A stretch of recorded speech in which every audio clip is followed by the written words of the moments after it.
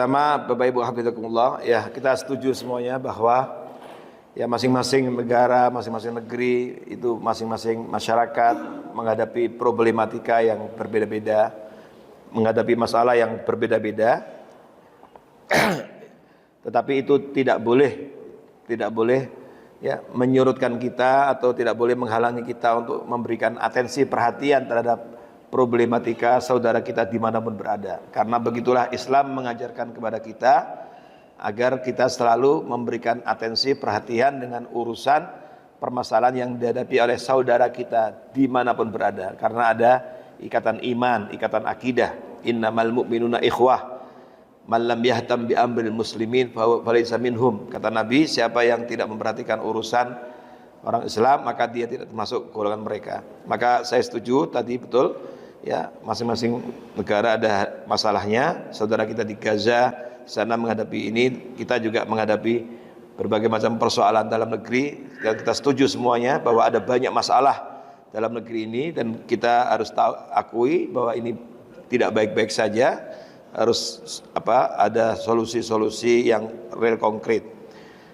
Kemudian terkait dengan rekayasa, ya ini sebenarnya sudah banyak juga disuarakan terkait dengan upaya-upaya yang merekayasa pertumbuhan ekonomi dan seterusnya ini, sehingga ya kurang cerdas dalam menghadapi situasi ini dengan cari gampangnya, sehingga muncullah berbagai macam persoalan daerah ya.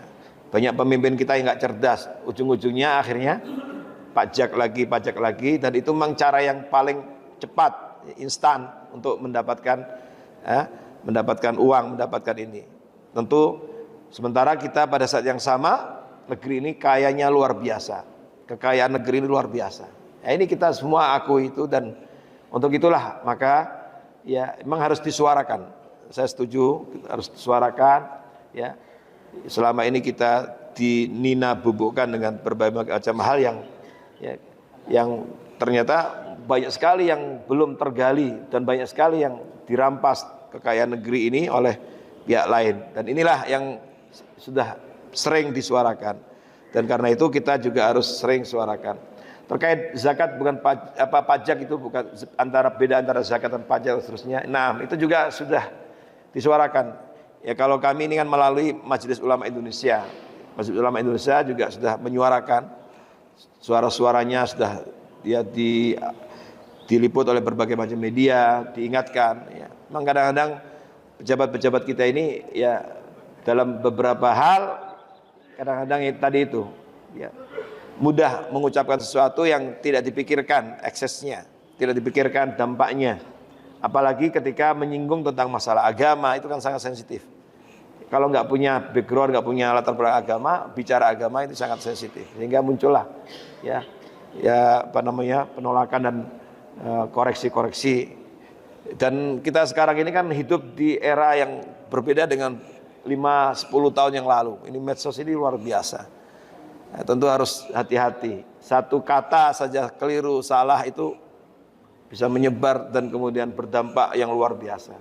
Apalagi dengan cara-cara yang arogan dan seterusnya. Nah, ini semuanya ini pelajaran penting. Ya.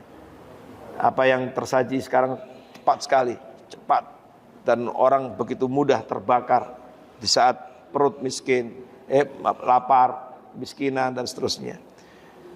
Tentu saja ini harus menjadi bahan, dan itu sudah disampaikan, hal-hal seperti ini sampaikan, termasuk yang tadi Bapak sampaikan, itu juga sudah sampaikan.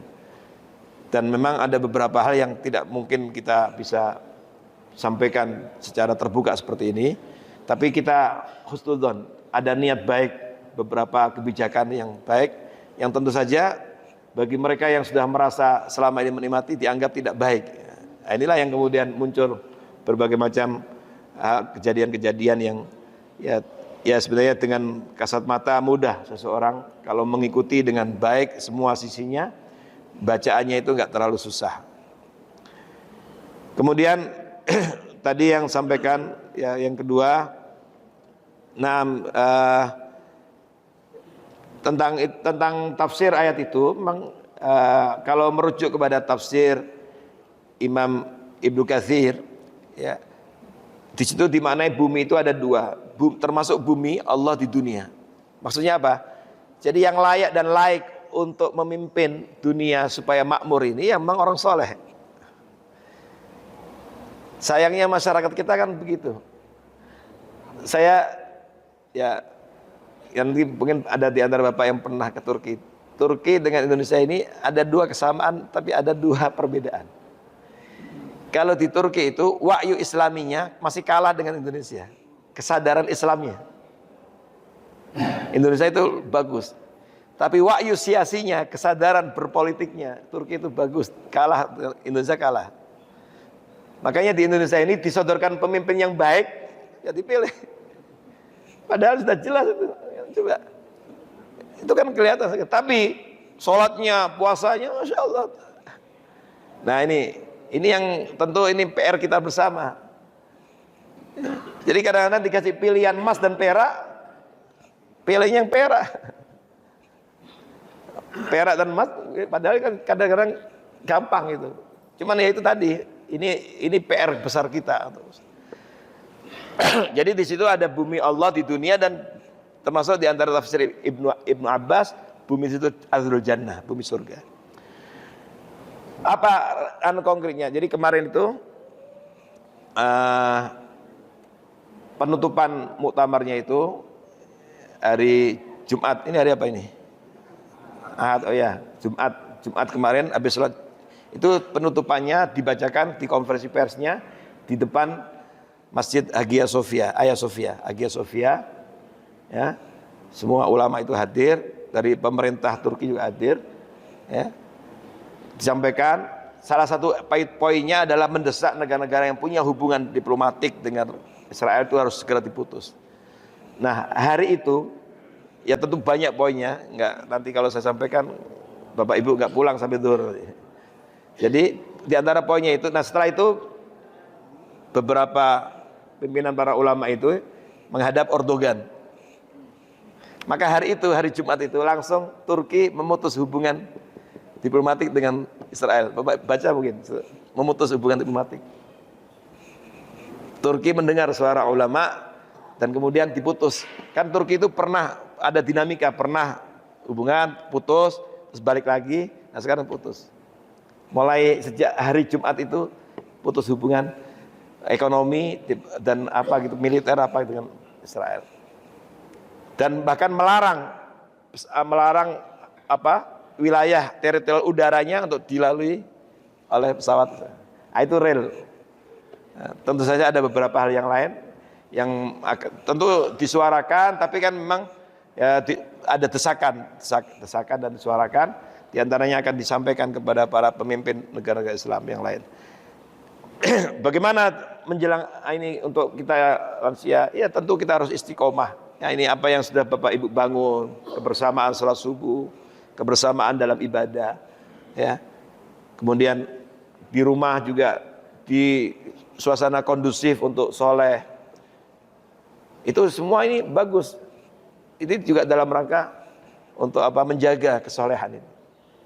Termasuk diantaranya juga kita tiada henti memohon berdoa kepada Allah Subhanahu Wa Taala. Makanya diantara doa yang diajarkan Nabi, Allahumma a'inni ala zikrika wa syukrika wa husni ibadah. Jadi untuk ibadah aja kita juga harus minta tolong pada Allah supaya bisa baik ibadah. Untuk menjadi orang syukur kita minta tolong kepada Allah. Ya Allah, tolonglah aku untuk selalu zikir mengingatmu dan mensyukuri nikmatmu dan husni ibadatik, dan selalu baik dalam beribadah kepada. Kita minta kepada Allah istiqomah, ihdinas siratal mustaqim. Nabi saja, Nabi itu Rasulullah SAW yang luar biasa, tiap waktu tiada henti selalu baca doa, ya muqallibal qulub tsabbit qalbi ala dinik.